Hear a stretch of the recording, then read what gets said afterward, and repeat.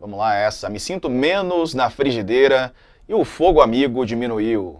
Fernando Haddad aí com uma metáfora de frigideira, fogo amigo, né? A reportagem do Rafael Balago na Folha de São Paulo. O Haddad deu uma entrevista hoje para Natuzaneri, né, no G1 e na Globo News, enfim, no Grupo Globo, né? E ele disse o seguinte: o amigo é o inimigo, o fogo diminuiu. Eu tô me sentindo menos na frigideira do que eu estava 3 meses atrás. Respondeu ali questionado no podcast O Assunto, né? Ele disse que tinha muita gente na chamada Faria Lima que falava que o Haddad não dá para ser ministro da Economia, ou não acompanhou o meu trabalho na prefeitura, no Ministério da Economia, ou não leu o que eu escrevi a vida toda.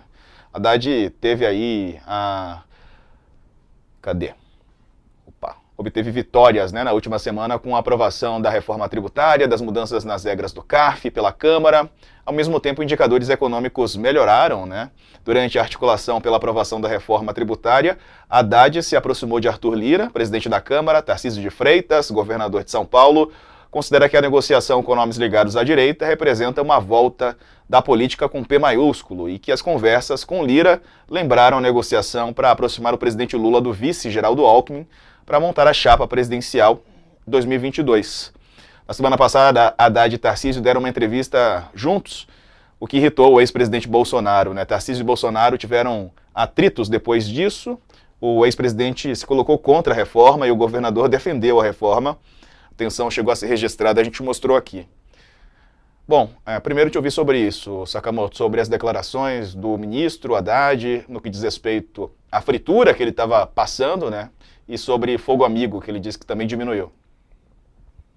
Então, acho que dá duas partes nesse ponto. Primeiro, com relação às pessoas que eram críticas ao próprio Haddad, né? E aí, muitas pessoas, muitos, Faria Lima, mercado, muita gente, não, não dá, Haddad não dá, não dá, não dá, não dá. O interessante é que o Haddad entregou mais do que o Guedes entregou nesse período, assim. O Guedes, que era o queridinho da Faria Lima, ele fez muito menos pela economia nesses primeiros 6 meses de governo Bolsonaro comparado com o governo Lula, do que o Haddad fez no governo Lula.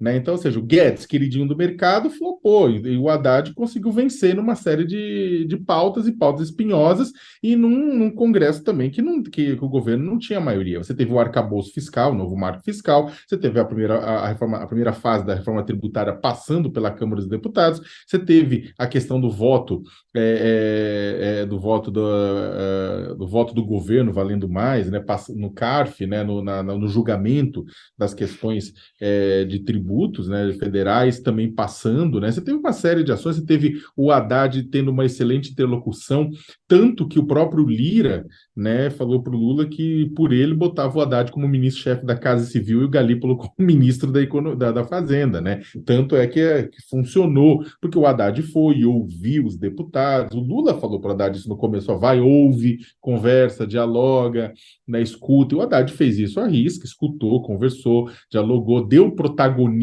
para a Câmara dos Deputados, né? E esse protagonismo rendeu frutos. Então, o Haddad, essas vitórias são também do Haddad. E aí, se você for ver, né, o Diego, os números mostram isso, né? Se a gente for ver, teve aquela pesquisa Quest, né, que apontou que no dia da aprovação da reforma tributária, você tinha uma quantidade muito maior de menções positivas ao Haddad do que negativas, né? Essa quantidade de menções, essa relação menção positiva negativa era maior do que do Lira, maior do que do Lula, maior do que o Tarcísio e muito maior do que o do Bolsonaro, que teve o contrário, teve uma enxurrada de menções negativas frente a algumas menções positivas. Então, o que acontece? O Haddad consegue ele vai se firmando dessa forma como o sucessor natural de Lula na presidência. Como a pessoa que o PT, né, que Lula está construindo para ser seu sucessor na presidência. Tem vários nomes do governo, tem Flávio Dino, tem Simone Tebet, tem Alckmin, tem Rui Costa, tem muita gente nos ministérios, né, que são presidenciáveis, mas Haddad vai se firmando como um presidenciável forte por conta exatamente desse sucesso. Isso sem contar que os números da economia estão melhorando.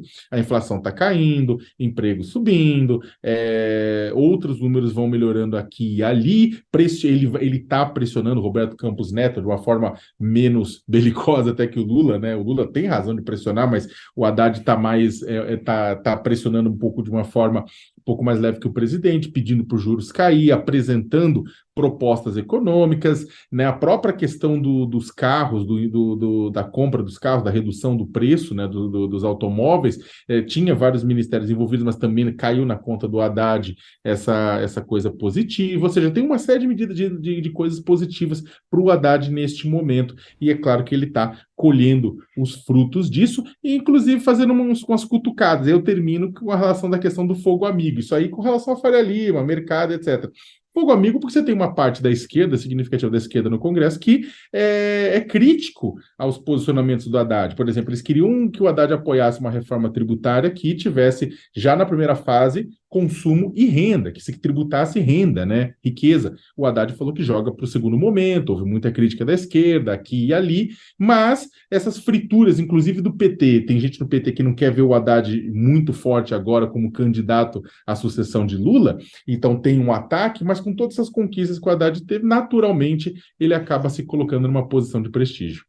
E tocou violão, Sakamoto. Você toca violão ou você é um... Eu aprendi a tocar violão, mas eu sou péssimo, eu toco gaita. O Haddad falou que tem vergonha, é péssimo tocando em público, mas tocou ali para Natuzaneri, tocou uma música dos Beatles. Tem tentado também se mostrar, né? Acho que há políticos que têm dificuldade, né, de se mostrar mais gente como a gente, né, Sakamoto? E claro que isso gera empatia. Não sei se o Haddad consegue quebrar essa barreira, né, que muitos políticos conseguem. O presidente Lula é um caso clássico, né, de alguém que é muito carismático. Bolsonaro também, para os seus admiradores, né, para quem compactua das ideias dele, ele consegue penetrar facilmente. E o Haddad? Mas aí, Diego, só para fazer uma legal que o ministro Haddad tocou no violão, etc., né? Mas se ele